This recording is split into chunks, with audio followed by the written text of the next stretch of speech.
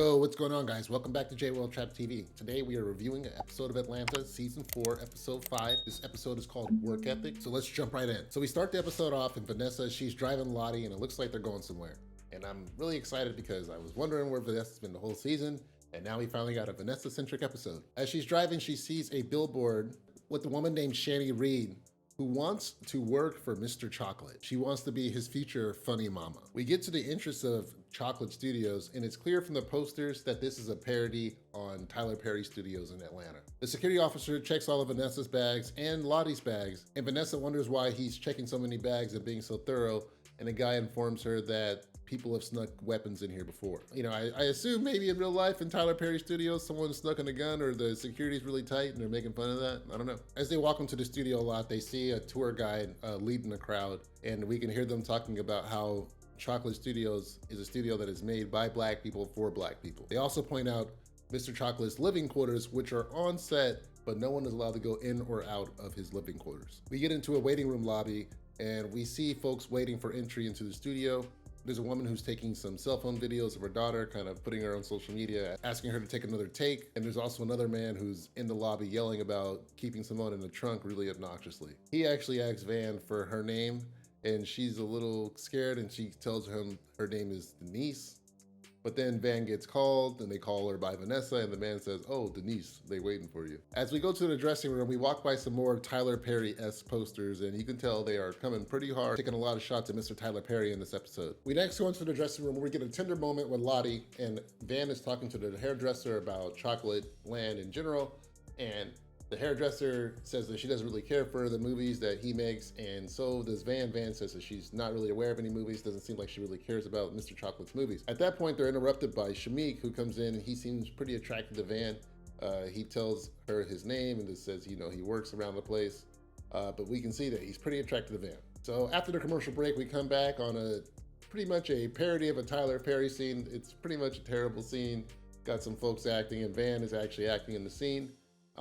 We can see that Mr. Chocolate is directing these scenes from a loudspeaker. He somehow can see everything, and he directs people, tells people what to do.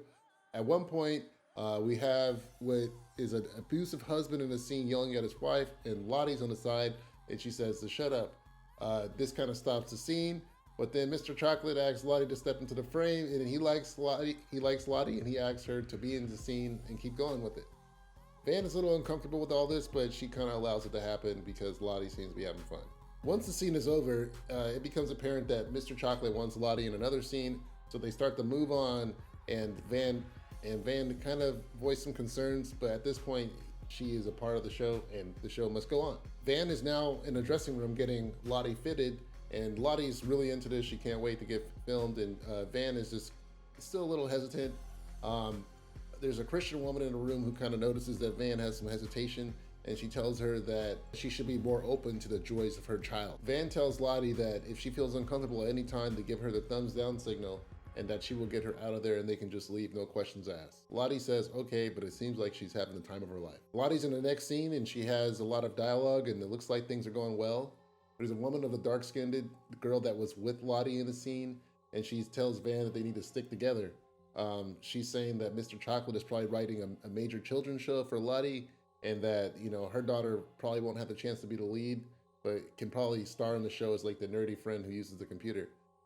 Van is kind of opposed to this, and she goes like, oh no, we're not really into acting, you know, maybe your daughter can do it. But then the woman tells her that her daughter doesn't have the look to be a star of a show. At this point, Van kind of sees that the whole scene has moved on again, and Lottie has gone missing. She asks the PA where Lottie is. The PA tells her that they move on to another stage, and then Shamik shows up and says that he can take her to that next stage. As Shamik and Van are walking to the set that Lottie's at, Shamik tells Van that he was once incarcerated, but now he is working on crypto, and he's just kind of chop it up with her, you know, start a relationship with her. Once he gets her to the studio, he gives her a card and tells her to stay in touch, and Van is kind of, you know, neutral, doesn't really give him too much, but then she goes into the next studio. So on the next scene, we're watching this kind of movie where there's a white Abraham Lincoln, and there's a black woman telling Abraham that he's a white piece of shit.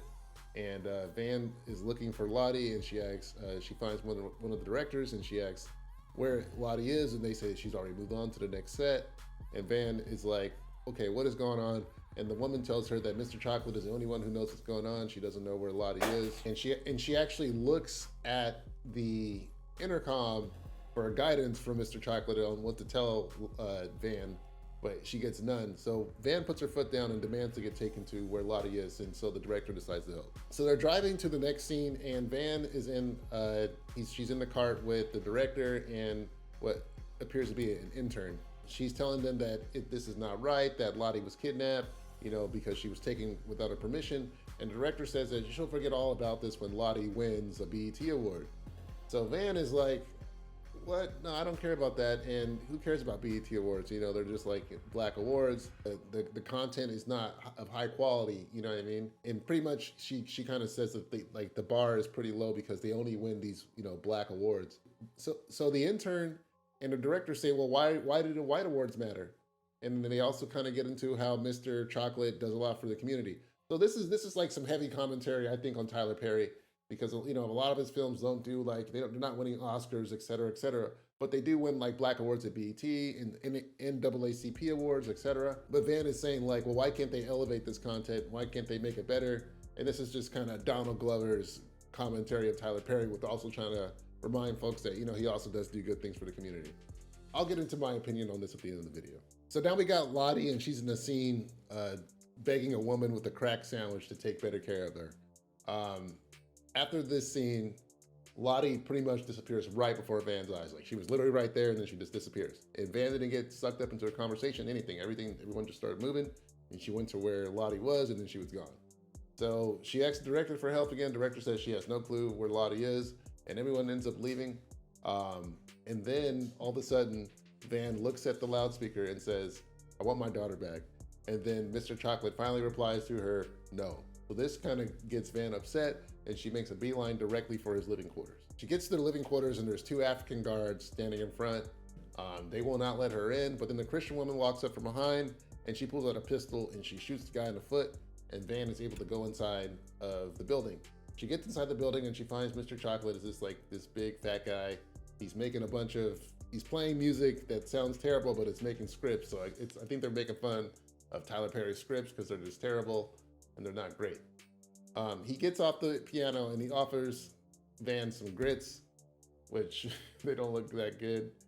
And Van is just like, yo, where's my daughter? So then he points out on the cameras that he can see everything, and he shows her the stage that Lottie's at. But he says that once she gets to that stage, she'll have moved on to the next stage.